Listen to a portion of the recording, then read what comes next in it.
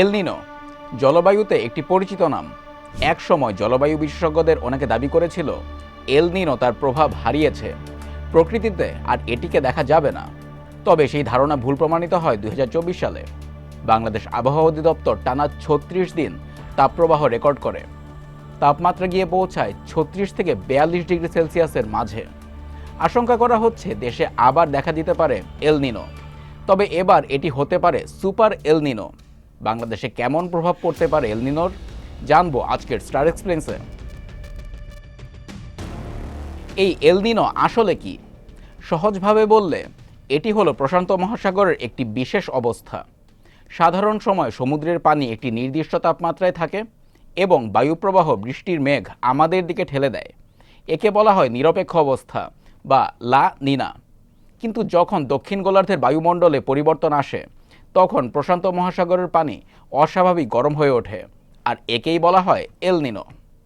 তাই খুব স্বাভাবিকভাবেই প্রশ্ন আসছে, সমুদ্রের পানি গরম হলে কি হয়?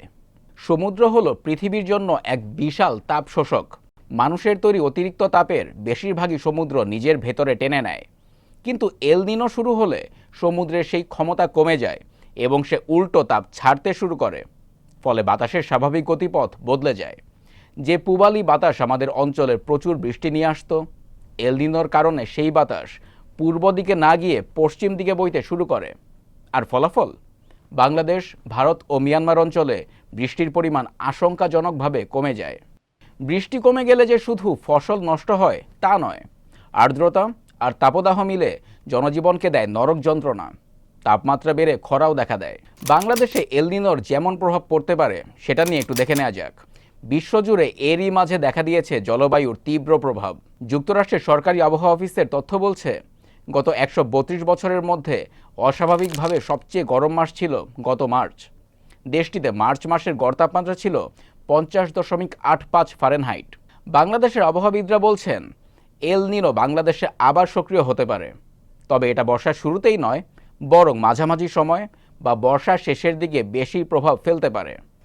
তাই শুরুতে বর্ষা মোটামুটি স্বাভাবিকই থাকবে, অর্থাৎ বৃষ্টিপাত স্বাভাবিকভাবেই হবে।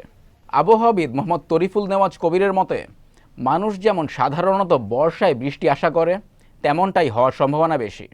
অন্যদিকে আবহাওয়াবিদ কামরুল হাসান দাবি করেছেন, এখন যেভাবে তাপমাত্রা বাড়ছে তাতে মনে করা হচ্ছে যে আবহাওয়া ধীরে ধীরে নিরপেক্ষ অবস্থা থেকে এল নিনোর দিকেই ঝুঁকে যাচ্ছে।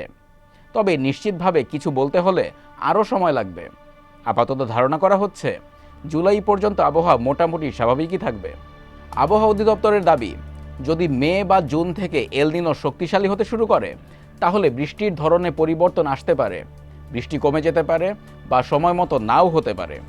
একই সঙ্গে তাপমাত্রা বাড়তে পারে, ফলে বেশি বেশি তাপপ্রবাহ দেখা দিতে পারে। সবশেষে বলা যায়, এল নিনো কতদিন থাকবে সেটা আগে থেকে নির্দিষ্ট করে বলা কঠিন। সাধারণত এটি 2 থেকে 3 মাস স্থায়ী হয়, তবে অনেক সময় 6 মাস বা তারও বেশি সময় ধরে প্রভাব রাখতে পারে, এমনকি 10 মাস পর্যন্তও দীর্ঘ হতে পারে। তাই এখনই নিশ্চিত কিছু না বললেও পরিস্থিতির দিকে নজর রাখা জরুরি।